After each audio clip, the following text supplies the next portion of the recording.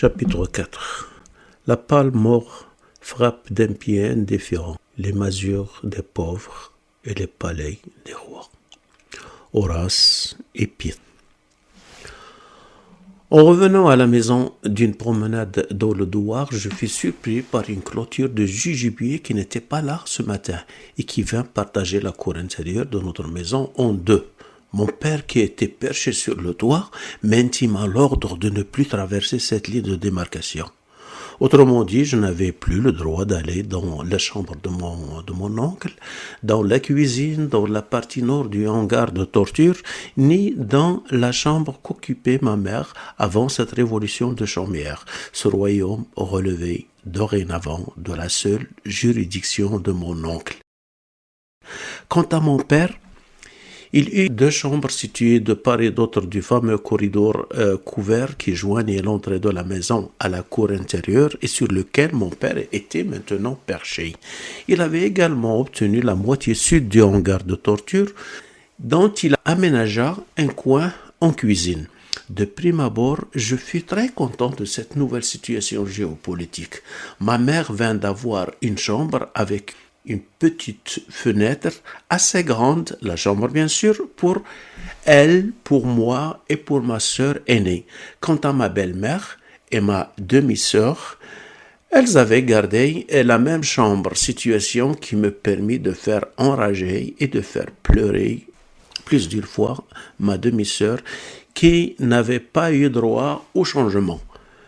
Toutefois, le revers de la médaille avait plusieurs facettes. D'abord, l'interdiction de jouer avec ma cousine, avec qui je venais tout juste de me réconcilier. Venait ensuite la privation du fameux thé à la menthe que son père savait si bien préparer. Et le pire pour la fin. Je ne pouvais plus bénéficier des trésors cachés dans la choukara de mon oncle.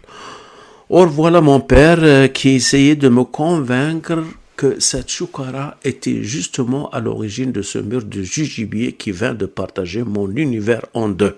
Il paraît en effet que mon oncle avait commis le crime de cacher une friandise rare dans cette choukara et qu'il avait attendu ma sortie de sa chambre pour en faire profiter ma cousine toute seule.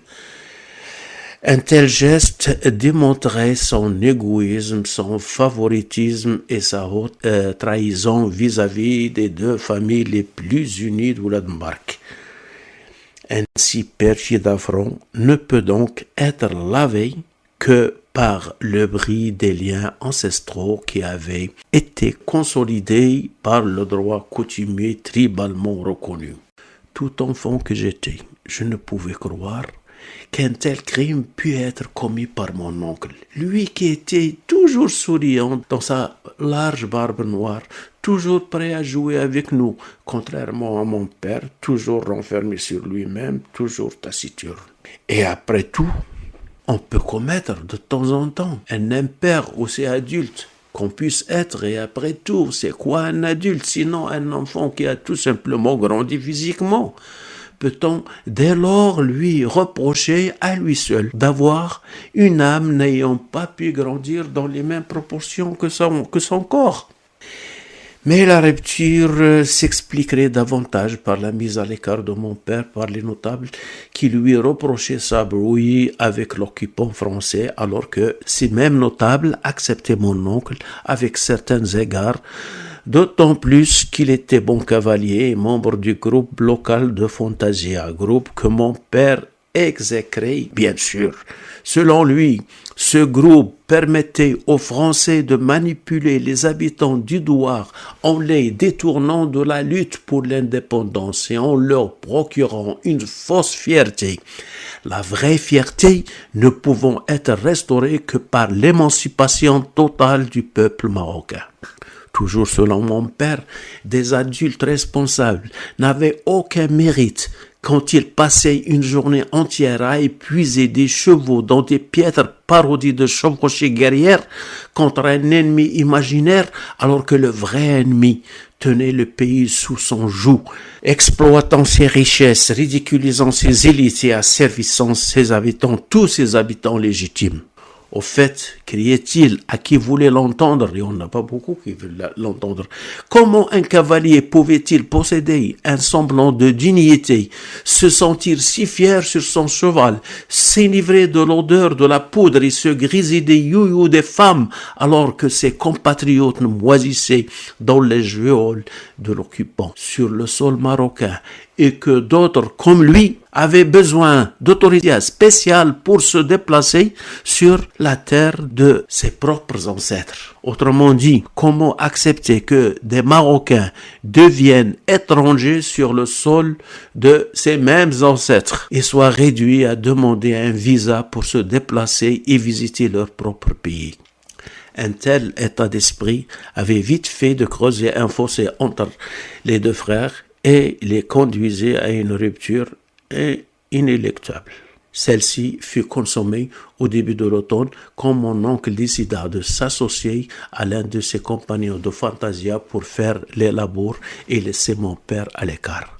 Enfant que j'étais, je ne pouvais ni m'expliquer ni comprendre les raisons qui poussèrent les deux frères à se séparer. Cependant, j'en voulais davantage à mon père qu'à mon oncle, car, proximité oblige, il me fait découvrir des sentiments répugnants, la haine, la frustration et l'amertume qui probablement animaient mon oncle aussi, mais que je ne pouvais pressentir ni sur sa figure, ni dans son discours, car je n'avais plus le droit de l'approcher. Et voilà le sort qui s'en mêla. Un certain soir du printemps de l'année 1955, je crois, la pluie se mit à tomber abondamment, ce qui fait présager d'une crue imminente et bénéfique de l'oued limitant le Douar à l'ouest. Mon oncle, ne voulant pas rater l'occasion d'arroser son champ, sortait la nuit pour endiguer une partie de cette crue en vue de la détourner vers le champ en question. Il revint avec une très forte fièvre. Le soir suivant, il se mit à délirer. De temps à autre, il appelait mon père si fort qu'il finissait par nous réveiller. Ma tante était venue maintes fois supplier mon père de répondre à l'appel de son frère. Mais il refusa, prétendant que mon oncle jouait la comédie. Le lendemain, l'état de mon oncle s'aggrava et tard au cours de la 3e nuit, il rendit l'âme. Je n'avais qu'une vague idée de la mort, mais je n'avais jamais autant pleuré ni crié sans avoir personne pour me consoler. En effet, ce sont les adultes, ceux-là même qui devraient le faire, qui étaient responsables de mes cris, de mes pleurs, de mon désarroi et de ma terreur. C'était la première fois que je voyais des adultes, un tas d'adultes hurler, plus que pleurer. Et s'il n'y avait que ça, mon père et ma mère étaient en train de se rouler en hurlant sur la haie de jujubier qui séparait la maison en deux, sans apparemment sentir les lacérations des épines. Et ce, jusqu'à l'aplatissement de cette frontière artificielle. Mais a-t-on besoin de la mort d'un frère pour détruire une misérable barrière artificielle faite de tiges, d'épines et érigée par les épines de la haine et les ramifications de la bêtise humaine? Doit-on sacrifier un oncle pour voir un père s'attendrir et sentir le vrai isolement et goûter à la réelle solitude? À peine eut-on enterré mon oncle que des rumeurs se mirent à circuler dans le Douar, comme quoi celui-ci fut enterré vivant. Ces rumeurs eurent pour origine un semblant de respiration du défunt lors des ablutions rituelles, certainement dû à un renvoi de gaz. Mais ce qui les avait consolidés fut la très courte maladie de mon oncle et surtout la bonne santé dont il jouissait avant sa mort soudaine. Était-ce l'espoir de revoir son frère vivant ou était-ce pour faire taire ces rumeurs que mon père prit la nuit venue une pelle et s'en alla avec un cousin déterrer le corps du défunt? Toujours était-il que ce geste eut pour conséquence de faire sombrer mon père dans une grave maladie qui faillit l'emporter lui aussi. Cette maladie n'avait pas empêché les gens du Douar d'accentuer son isolement, si bien que seuls nos proches cousins continuaient de lui adresser la parole. Il décida donc de creuser un puits et de construire avec ces briques de terre mélangées à de la paille séchée au soleil, 2 pièces et une cuisine dans l'une de nos parcelles situées au nord à environ 2 kilomètres du Douar. Depuis la mort de mon oncle, le malheur semblait faire du surplace au-dessus de nos têtes et prendre un malin plaisir à nous provoquer. Mon père était devenu morne, très irritable. Quant à ma mère, elle vit sa santé se détériorer rapidement. Elle s'était mise à perdre de l'appétit, à se fatiguer suite au moindre effort et à sentir des douleurs partout dans la poitrine. Vint ensuite une toux qui ne tarda pas à devenir chronique. Et malgré sa maladie, elle n'était pas épargnée par la méchante humeur de mon père. Le premier incident survint quand la plus jeune de mes tantes vint présenter ses condoléances après la mort de mon oncle. Elle vivait dans un douar situé à une 60aine de kilomètres plus loin, dans la plaine, et n'avait pas souvent l'occasion d'être en présence de ses 3 sœurs à la fois, à savoir ma mère, la veuve de mon oncle, et ma 3e tante, qui habitait environ 6 kilomètres plus au sud, dans la montagne voisine. L'autorisation d'aller visiter ensemble cette tante de la montagne fut demandée à mon père, qui l'accorda sans trop se formaliser. Il accorda également aux 3 sœurs l'autorisation d'emmener le bourricot pour assurer le transport de la marmaille, c'est-à-dire moi, ma sœur aînée et ma cousine.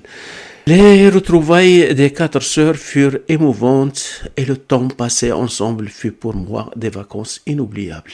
Ma tante avait une fille qui s'ennuyait toute seule dans un grand jardin clôturé et traversé par un ruisseau aux eaux claires venant d'une source voisine. Figuiers, grenadiers et oliviers poussaient dans ce jardin magnifique, côte à côte, tout en entourant un potager aux légumes variés.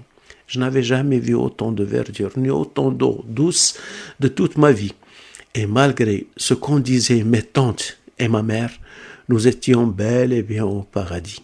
Car c'était comme ça que j'avais entendu les adultes le décrire autour de moi au Douar Ouled Mbark, qui aurait pu aussi bien s'appeler, sans choquer personne, Douar Ouled sans verdure.